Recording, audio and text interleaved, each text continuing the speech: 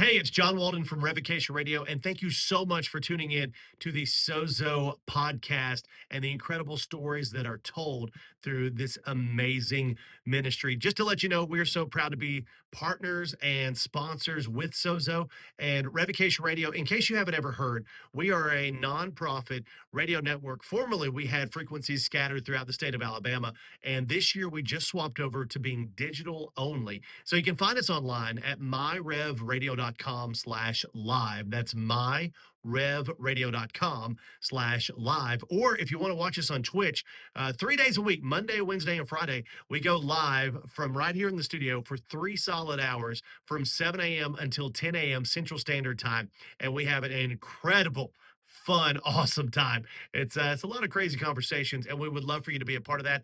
But when it comes to the radio side, we play Christian rock, hip hop, and alternative all day, every day. So if you're looking for something to kind of spice it up, maybe crank up your mornings, your afternoons, or your evenings, we're here for you 24/7. And you can find us online on the Apple App Store as well, not just the website, but also in the App Store for Apple products under My Rev Radio. So check us out, give it a look, and give it a listen. Let us know what you think about the video stream, about the radio stream, and what God is doing through the incredible Christian rock, hip hop, and alternative artists that we play here on Revocation Radio. Also, Sozo has a lot of great stuff going on at Sozo Trading Company. Student Discount Week is coming up August the 4th through the 9th. You don't want to miss out on that. Whether you're a college or high school student, all you have to do is bring your student ID. You're going to get 10% off of your total purchase. So, any college or high school student between August the 4th and August the 9th,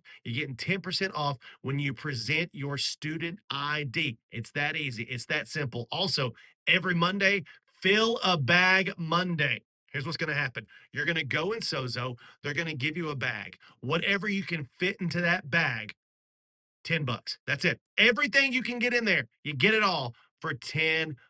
You can't beat it. It's Fill a Bag Monday with Sozo Trading. Hey, we appreciate you so much for being a part of the Sozo family. Let's get to the podcast.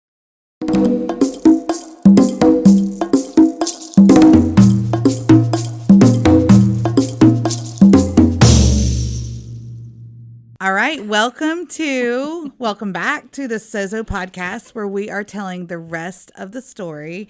I am Haley Jones, and I'm here with the founder and CEO Suzanne Owens, back again to keep telling the story. I'm excited to hear more. Great to be here. Okay, so where we left off last time, you bought the land. There was a lot of things then to do with the land, kind of prepping to be able to build on it. So we're on a holding pattern there. Let's kind of toggle back to the U.S. So you bought the land in 2014, correct? Okay. And in January 2015, you had a moving of the office on the U.S. side. Exactly. So y'all were in a little office off 280, sharing a small space. And then you got to move. So tell me a little bit about moving, how that came to be from the office off 280 to the Avondale office that we're in now, correct? Yes. Okay. Sure. Yeah. How did that happen? So y'all know that we were all volunteer mode back in the day. And then between, I think, 2013, we kind of shifted to more of a staff, paid ministry staff. So some of the people that were with us moved on, still loved Sozo, still volunteered, and then we kind of started like, okay, this is going to be something that we've got to have true full-time staff, so this is what we're going to do. So we created positions and all that. And we also, at one of our dinners, it was either in it could have been 2012, a dear friend of mine that does a lot of our ad specialties, his name is Greg, he came up to me at the dinner and he goes, "You need to do a thrift store." And I'm like, "Greg, no." He goes, "Look at all those donations." And this was when we were still in the little offices off 280. He goes, "Look at all these donations people are giving you. You can't possibly get those all to Uganda to give, for supplies over there. If you had the 250 people at this dinner, they would give you all their stuff and you could make money for Sozo." And I'm like, we don't know what we're doing for these kids, much less a thrift store, Tommy. Like, we have enough, Greg. And we have he's enough like, going on here. Yes. And he's like, he just died laughing. He goes, you need to do it. So that was like 2012. So here we are, 2014. So that planted a seed. So that planted a then, seed. yeah. So then again, Tommy, the guy that we had talked about earlier, he was our chairman, just an incredible guy. Mm-hmm. He actually was a partner with RJ Mechanical.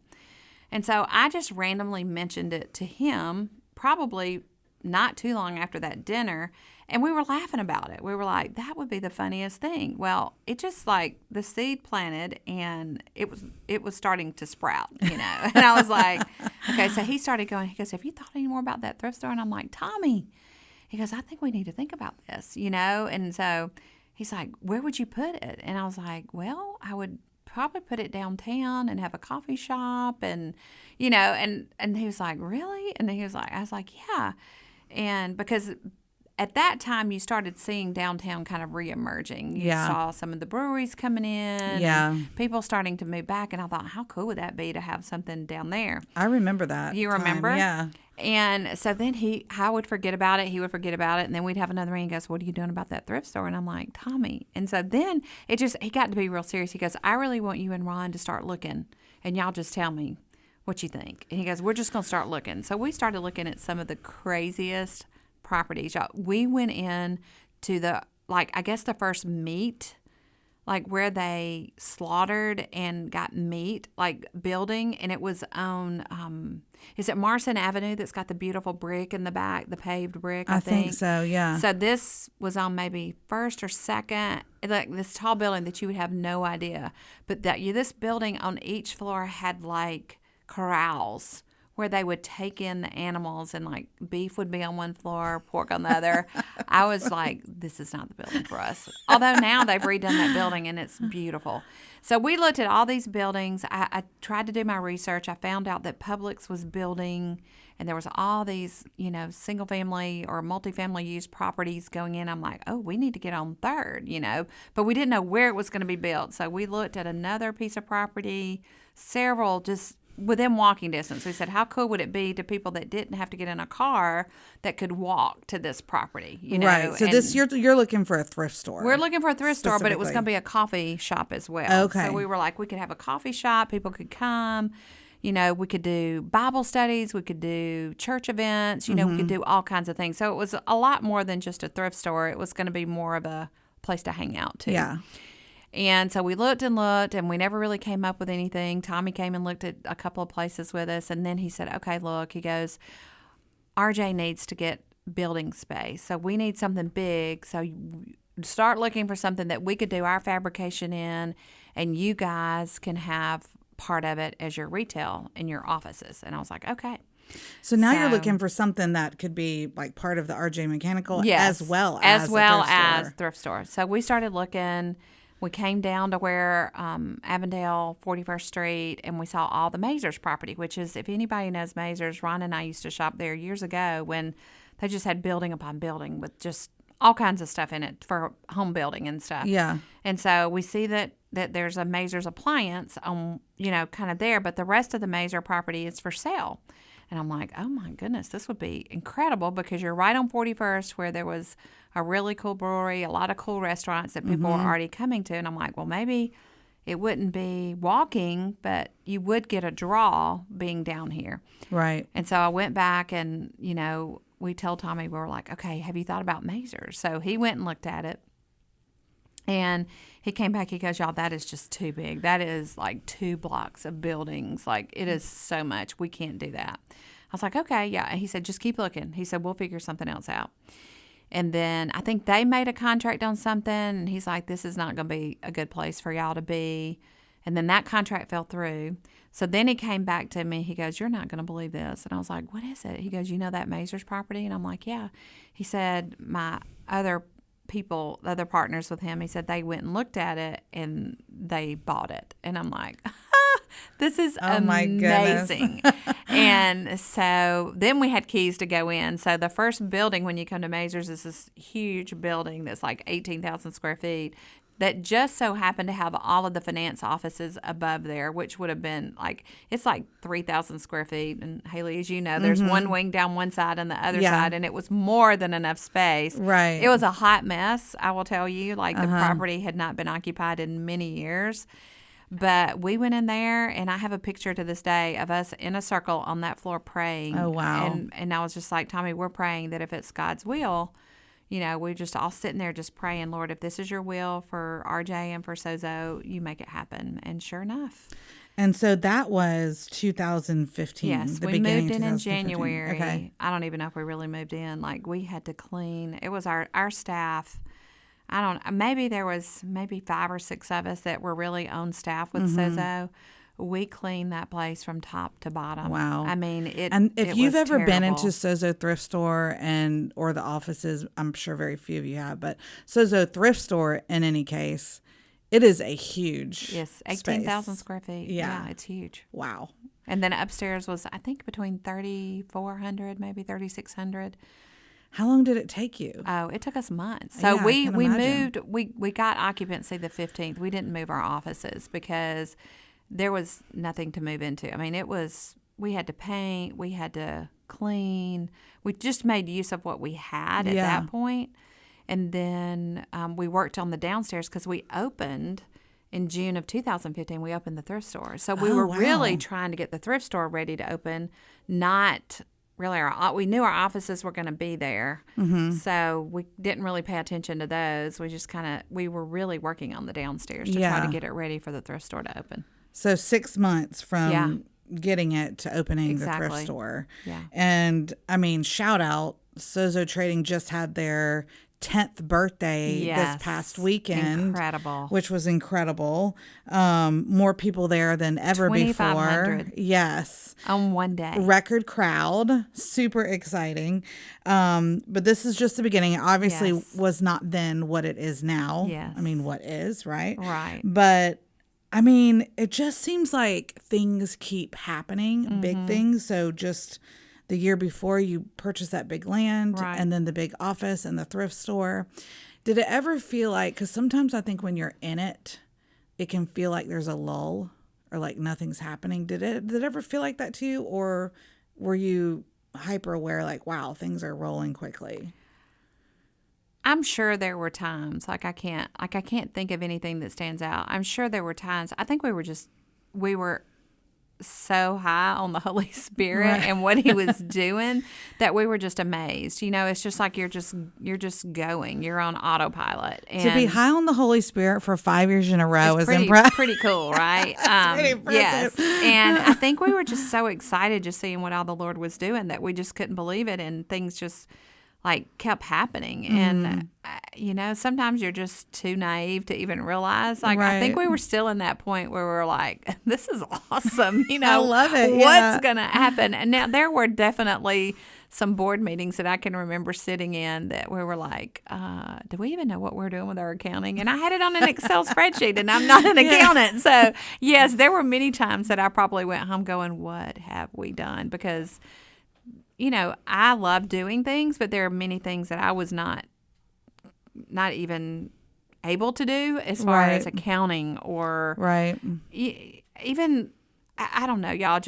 I think the Lord had gifted me with organizing and, yes, some administrative, but not to the point of running a nonprofit. The accounting part, I did mortgage banking for years and loved all that, but that's very different than nonprofit accounting, which I didn't know. So we had, incredible board members, which we had a very small board, and they were all my friends. And so Kelly, that was running United Way, she was helping me get our 501c3 and trying to get in with an accountant, and trying to figure out, okay, we've got to do these correctly. So yes, there were some board meetings where we would have board members go, how are you keeping up with this? And I had people doing it, but not we didn't have a CFO, I guess is what I would say. So we quickly started realizing through all of that we were growing so fast with our passion that we needed to slow down to be okay, somebody's, especially opening a thrift store where you have accounting every day, you're running a store at this point. And So, yes, there were many moments. I think that was more frustrating than anything because I'm like, oh, I don't want to get bogged down in that. Can I just go out here and do this, But those were probably the worst times. I can totally see that. Like, Yeah. you've been given a vision for something and things are Right. moving forward and you see, the fruits of the labor. Right. And now this thrift store is obviously the goal is for it Right. to produce, to be able to Yes. continue. But it is a lot. It I mean, is. I think even in this last week and a half when we've been helping a little bit getting ready, you just see all the moving parts. It's Right. like anything. You don't really understand or know till you're in Right. it, and then you start to see things Right. that you don't see. But Alan stayed on with us, and he was so good at more of the operations. So he took the time to start studying point of sales for how we're going to run the thrift store. Also a CRM, because we had a ministry by this point that we needed to keep up with, giving and Right. tax letters, and Right. so he really drove that part of it, which was really beautiful. Yeah. But we quickly realized it was outgrowing both of us. So, you grow and you kind of, Yeah. like I said, not everything was going right for sure. but- Right. So the thrift store, when it opened, did it start turning a profit immediately, or was it kind of a sucking money in the beginning? Or? Well, the beautiful thing about the thrift store is that, one, they charged us no rent and no utilities. So I think if that had been the that's amazing, case, yeah. then no, we would have been upside down very quickly, and it probably wouldn't have happened. But I will say that RJ is so ministry minded, and not only with us, but with many, many organizations. It's just a beautiful thing. So that really saved us, and they really helped us by giving some people to do things that we couldn't do to get it ready. They kind of gave us this handy guy that just would listen to me and go, hey, let's tear out all the ceilings and paint it black and make it look like a loft, or let's do this, or let's do that. We wanted to pull up the floor, but it couldn't be, because then there would have been abatement, and so we just painted it instead to not, so there were Yeah. many things that we ran into, but it's so funny. We were saying if we could do 500 a day during the week and 1,000 on the weekends, that would be so great for Sozo. What we also created were the booth spaces. So one thing about Sozo Thrift Store is it's not only donated goods, but we let people rent a booth space. So there were already automatic booths in the back of where the Mazers was, because they had displays back there. So we left those up along the back, and then we had volunteers that would come in and help us. So we created like 11 booths down the left side. Yeah. And so I said, if we could, my thinking was, let's charge booth rent and a percentage to, because that's kind of just the normal thing with booths. Right. And so anyway, and it helped with the tags and their point of sale system and all the things that we do. But it was enough to pay a little bit of a salary for somebody to come in and be the manager of Right. the store. But we were upstairs. So I like how for those that are just listening, she air quoted manager. So anyway, the funny thing about that was we were still upstairs trying to run the ministry part, but then we were working downstairs running the register and trying to figure out, okay, how do we get stuff on the floor? And so it was still a very low, as far as expense. There was not the expenses. We were getting Right. more profit, I guess, because we didn't have all the expenses that we even have today, because Right. we've grown so much. Yeah. Yeah. That is, I mean, I can feel overwhelmed. I mean, it's like you must be, like we said, just kind of Holy Spirit led and energized and like, okay, this is amazing. So the thrift store is up and going. However that looks, like kind of piecemealing it together. And what a blessing, RJ Mechanical. Oh, amazing. I mean, that's just They are incredible to truly be able. amazing. And I want to like speak to too the first guy, Greg, who gave the idea for the thrift store. Yes. How many times? I mean, I can be kind of an idea machine, and I think I have this like, man, y'all should do this, like Yes. with anybody or anything, Sure, you know. absolutely. And then you feel like it falls dead on Right, ears, but not really right. knowing what seed you've planted, Exactly. and that. So I just think that's kind of neat Yeah. too. Like, I mean, at first you literally laughed at it. I did laugh at it. I laughed at him, and I still, when I see him today, I'm like, look what you did. Yes, exactly. He just laughs. He's so I mean, sweet. fast forward to him saying that, you laughing to this past weekend, Yes. 2,500 people coming. Yeah. That's really cool. Yeah. Okay, so I want to get into a little bit in this episode. Thrift stores going. In January 2016, the very next year, the beginning of next year, so I know this process must have started in 2015. Oh, yes. But was bringing some sweet kids from Uganda Yes. to America Yes. with the Sozo Choir. The very first Sozo Choir first one. came to America January 2016. Whose idea was that? And when did that seed get planted? So that seed was planted back in 2007, way before choir. Oh, wow. Okay. So before Sozo even started. Before Sozo started. So here's the funny thing. When I was working at the church at Asbury, we had the Daraja choir come every year. They were a Kenyan choir. So in 2007, this choir comes, and we had started partnering with them, and we were planning a trip to go over. Well, their leader was from Uganda, which I was like, this is weird. Like, I know Kenya and Uganda are close together, but why are you from Uganda leading a Kenyan choir? Right.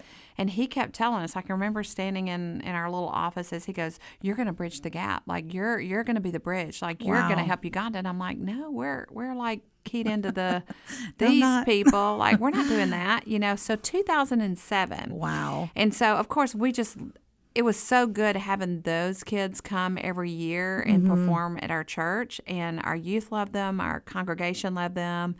And we just really were blessed by them. And their bus broke down, I think, that year or maybe another year. And they ended up staying with us a week, which was so beautiful that we got to have them extra. And I always had kids with us in our home, and we loved them so much. So naturally, when you start a nonprofit in Africa, in Uganda, like, the first thing we all said is, oh, we can't wait to have Sozo Children's Choir. Like, that was just a done deal. It just took us a minute, number one, to figure out, okay, how are we going to do this? And talk about organization and trying to get visas and I can't even imagine. all the things that go into that. It was a good 2 years before they came to even, because they're practiced for a year. So you really have to have costumes and themes, and you have to set it up. I mean, there's just so many things that go into a choir, but that was like, that was so exciting. So, okay, so the process of this whole choir for Sozo started, you said, probably Way 2 before. years before.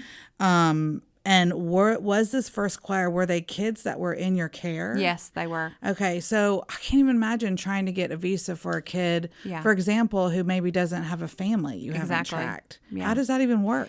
Well, you have to find a good attorney on this side of the world that helps you put that together. So luckily, I can't even tell you now, Haley, someone told us about this attorney that had done it for other choirs. So we went to them and said, how much does it cost to get these visas, and what do we even do? Because our kids some of them didn't even have birth certificates, much less, Oh my goodness, a passport. So we had to really start building, like I said, 2 years before, to even figure out how to get a birth certificate, how to then get a passport, and then how to get all this turned over to get a P3 visa. Wow. So it took a minute, but that attorney really walked us through kind of sharing and helping us get all that together, and then filed it. But it takes about $5,000 with an attorney from, beginning to end to get all your paperwork in line. Because you have to get more than just that. You have to get letters from entertainment. You have to show why they're coming. Then you have to get job descriptions for your adults that are coming over. And then if you get all of that, then you still risk getting a visa appointment at the embassy, because they can easily turn you away. So, and then you have to keep going in to even get an appointment for, at that point, I think we brought 20 or 21 kids the first time. We had a big group. That was my next year. question. You brought 21 kids. It was, wow. I think there was 21, maybe 20. I don't know. There were a lot more kids than, now we've gone down to 12 when we bring them, but it was a lot of kids that came that first time.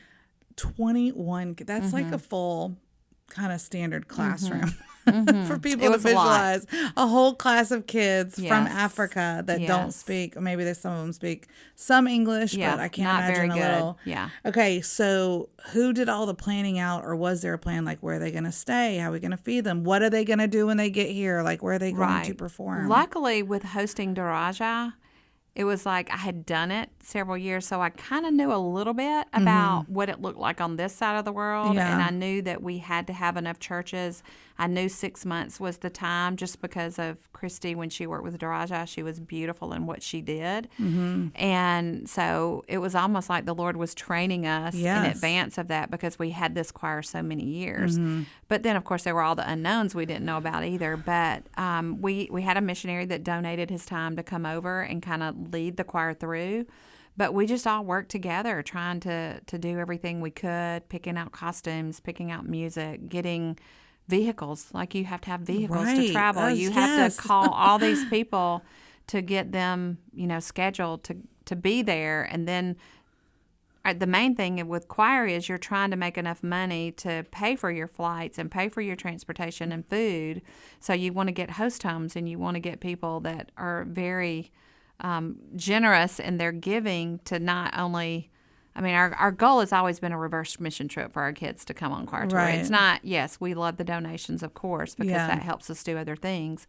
But our biggest focus was let's bring them for a reverse mission trip. We send people over. Why can't they come here and do that here by, their dancing and their singing? And it really, truly, just to see people come to Christ from coming and listening to these sweet babies sing is just incredible. But luckily, the Lord blessed us with, at that point, building, we were getting ready to build. So we had some tangible things that we could say, okay, if you want to give to this too, on top of paying back what we had spent. So we really at least just wanted to break even on the tours. So, can you remember when either or the moment when you knew it was going to happen, they were coming over, or when they were getting on the plane and you knew, like, I'm about to be responsible for 21 Well, can you African imagine? children? They didn't have bags like suitcases. So Greg, the guy that told me about this, is the one that I had used for 20 years to get T-shirts and stuff. So that was who I called and said, okay, I need suitcases. I need blankets. I need this. We needed clothes for them to wear, Right. sweatshirts, T-shirts, all the things, because we did dress them alike, and that came from Daraja as well. Like Christy always had them dressed the same every day, which cuts down on, some people think that's a nightmare, but really it's not, because you tell them what to wear every day. Yes. And then you can see them together. So it makes a streamlines, lot yeah. of sense. But so Greg helped us get all of that, and Carolyn also through MGB. But it was just interesting to see, because you have to send all that over. So we would send a backpack. That's all they had on that end of the world. A team would take their backpacks over with things in it for them to dress alike on the plane to come over. Think for two, Ugandan weather is beautiful, 80 degrees, 70 to 80 degrees, 24/7, and you move them here to January when they get off the plane and it's 32 degrees. So we had to make sure we had coats and gloves, but we just wanted to send them with a backpack. So when they got on the plane, all they were bringing over was their, supplies to do the concerts and things like that. Yeah. And then we had their bags packed when they got here with everything in it. So that was just a feat in itself of getting all that ready. But I think just seeing them and hearing, that they're flying over, and just the nervousness of kids getting on a plane, never have been on a plane much. When we first got our kids, y'all, they had never even been on a car. So if we rented a taxi or something to take us to, like, the lake or something, just to let them see something, they were getting car sick in the car. So you can imagine these kids coming into Sozo and then getting on a plane, which was something they never thought they would do in their life, was just like, they would call me and say they ate the butter straight, they took the sugar packets and they were pouring it down their mouths, and I'm like, oh my goodness, thinking of the things we didn't tell them not to do, because you don't on know the not plane. to. Who thinks of don't eat the butter? Yeah. Like, don't eat the sugar packets or whatever. But the amount of logistics that goes into that is kind of blowing my mind. yes, just the more you was talk, the more crazy. like things I think I know. of that are like, I know. that is insane. Yeah. So how many churches did they sing at or places that first year? Do you remember? Gosh, the first ish? year, I think we were in the 90s, Wow. Like, there were a lot. Like, we had a lot of people doing a lot of schools, a lot of churches, just some events, some things. And then it may not have been right at 90. It was close. And then all the ones after that have been over 100, and going all the way from, Maryland all the way down to, South Florida. Yeah. So traveling kind of just up and down in the Southeast is, just friends and people that love Sozo that want to get them to see them. Yeah. So January 2016 was that first choir, and they've been every 2 years since. Yes, Correct. except this year. So Okay. they were here, and we kind of got off on our years with COVID. So they did come COVID year, Yeah. and then They came. Did they come before the shutdown? they came 4 days before the shutdown. Oh, so my we got 3 goodness. concerts, and then we were on a farm for 6 weeks, and Wow. then finally we were able to get them back on a nationals airplane back to Uganda during COVID. So, and then they came on 24, but we don't have them in line right now to come in 26. Okay. So, But they are coming back, right? I at some point? surely Yeah. hope so. Yes. What do you think, and this is kind of a hard question on the Mm-hmm. spot, but like from that very first choir, like what was your biggest takeaway? What was like the biggest thing you learned? I think the biggest thing, of course, you learn a lot of things on how to get better at doing things Right. and how to get more just organized. I think we did very well to have them over the first year, but Yeah. we've learned over the years. But I think the biggest takeaway is a lot of times we think, oh, we're getting them here for Sozo, just a awareness for Sozo and what we do. But honestly, Haley, I can tell you that them coming here and having 6 months here, number one, their English is perfect. Not that their English is not perfect, because they're British ruled country, so their English is better than ours, but they're afraid to speak it over there. Right, So when yeah. they're new and they go to school, they're afraid they're going to mess up and then they get teased. So coming here, they're forced Right. to speak that English. And so they're here 6 months. So you can imagine going to a different country. Even for Right. me, I would love to know Spanish. I don't, but I imagine if I had to go and live in a Spanish-speaking country for 6 months, I probably would learn, Right, right. So they speak that. They have a full-time tutor with them on these tours. So now you go down to a tutor doing all of their school for them, and then you also have them sing emotionally, mentally, that, okay, I don't have to be abused. I don't have to be neglected. I don't have to be abandoned. I see that people love each other, and I see that I'm called to love others. Yeah. And every year we go back and they go back to our counselors and they have debriefs and they meet, and because we want to make sure that they're not being put back into a situation that's going to cause more harm than good. Right. So we really do care about where they are spiritually, mentally, physically, all the things. But every year they come back and they say, I learned how to love. I learned what family looked like. Wow. I learned that I have a hope. And I learned that God is for me, not against me. And so I think that just speaks volumes to the real reason we want the choir here. And, Yeah. And you worry that they want the American dream. They want to be in America. But by the end of the choir tour, they're all so ready to go home. Yeah. Like they're like, we want to be home. We want Yeah. to see our people. We want to eat our food. Yeah. You know, they're no different than us when we go away and we went, I just want to be home in my bed, Exactly, So yeah. they truly do love going back and being home. But we have seen kids excel at their schools and be like, we had 2 of our children that came on the 22 choir that one was number 1 in their class and one was in top 10. Wow. And they had not been in school prior to coming on choir tour. Wow. Because they were 2 kids from our village and they had not been in school. And that just shows you that you give a Absolutely. little bit of hope. So I would hands down think it is really more about what they get out of it than what we do. What I love about that, which I think is true probably, well, I know it's true for me as a parent and what I want for my kids. Right. And what I think is healthy for kids is to get a broader view of the world, to know that Exactly. your world that you live in every day, that there's more out there. Exactly. And I just think it gives you perspective of, I mean, what God created. Right. And his people, and they look different and they act different. We do different things. Yeah. But to be able to kind of get, I mean, I guess a better glimpse of God and his sure. creation, you know, and who Yeah, he I created. And think- I love that Yeah. that Sozo is doing that for those kids that wouldn't otherwise might not get wouldn't that know. opportunity Yeah. or see. Yeah. And I think too, you know, it's for those that haven't been to Uganda. Uganda does have a Western side to it. I mean, you know, of course, media influences everything. Right. So of course you have TVs, and even kids that live in villages that don't have electricity, there's still somewhere in that village that has a TV. And unfortunately, what is being put on that TV about America is not really what America is. So you only see one part. So Yeah.